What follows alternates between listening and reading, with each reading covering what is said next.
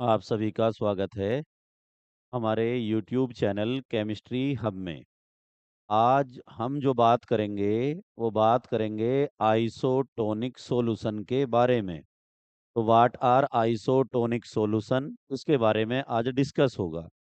सबसे पहले हम चलते हैं थोड़ा सा कि ऑस्मोटिक प्रेशर को किस तरह से कैलकुलेट किया जाए। तो ऑस्मोटिक प्रेशर को जो कैलकुलेट किया जाता है, हमारे पास उसके लिए जो फॉर्मूला है पर हम चलते हैं।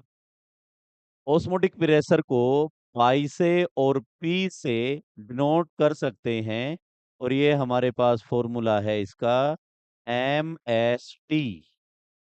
तो हमारे पास जो फॉर्मूला हुआ, किसका फॉर्मूला, ऑस्मोटिक प्रेशर कैलकुलेट करने का, वो पाई और पी है।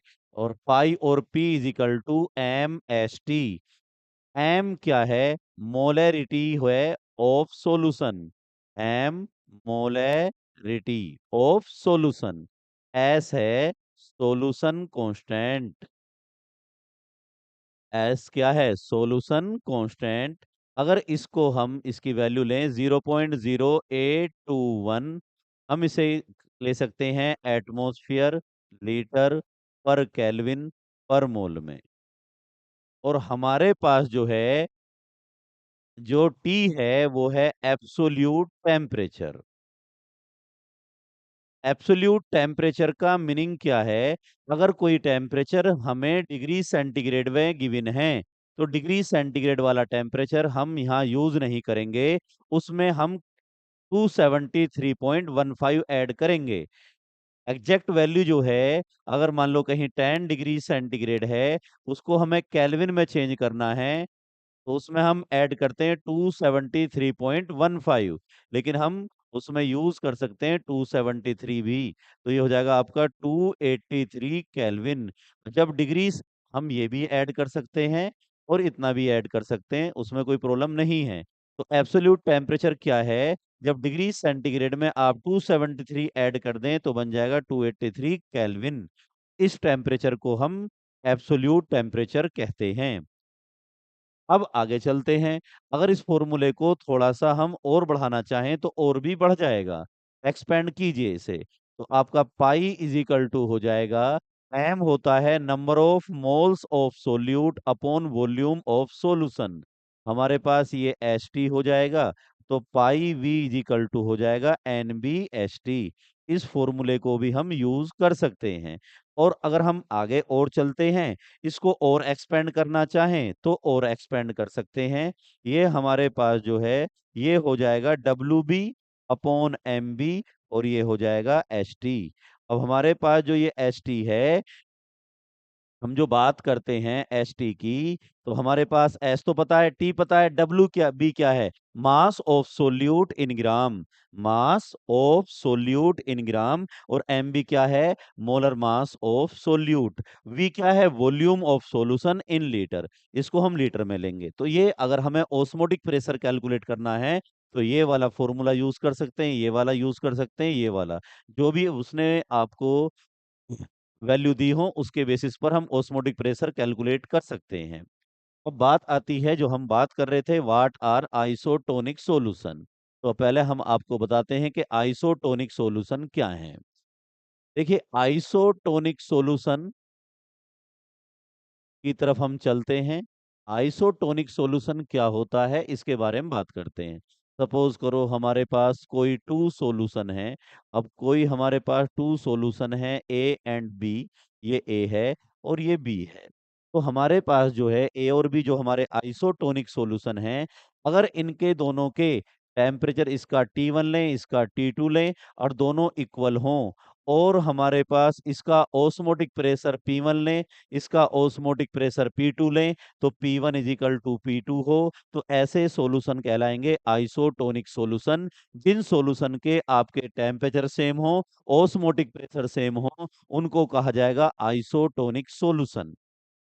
तो हमारे पास जो है, अगर हम बात करते हैं ए सॉल्यूशन के बारे में, तो ये हमारे पास बी सॉल्यूशन है। तो हमारे पास आता है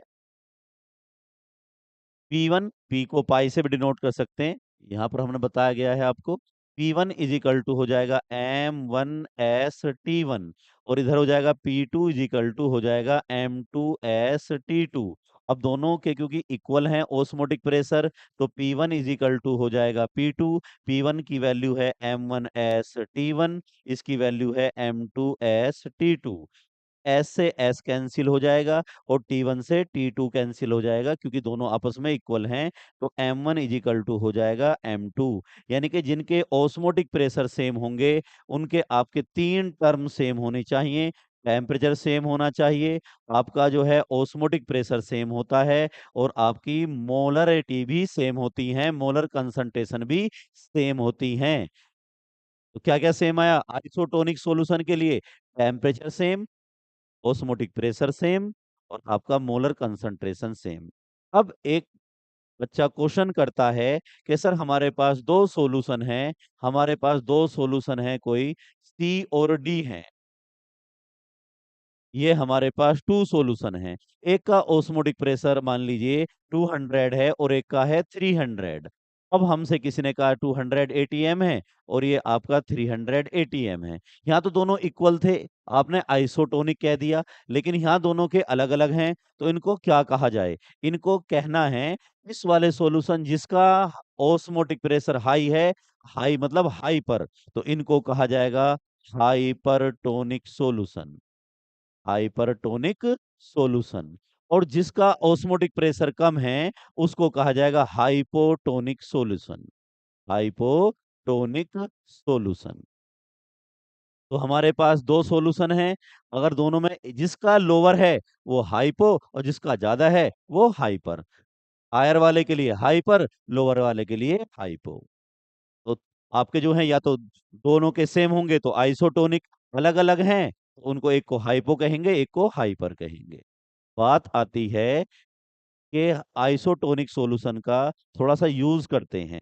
सपोज कीजिए हमारे पास ये NaCl सॉल्यूशन है और इसमें हमने आरबीसी डिप कर दी। अगर NaCl का हमारे पास 0.91% 91% कंसंट्रेशन वाला सॉल्यूशन है, यानी कि आपका W/V कह सकते हैं इसे हम।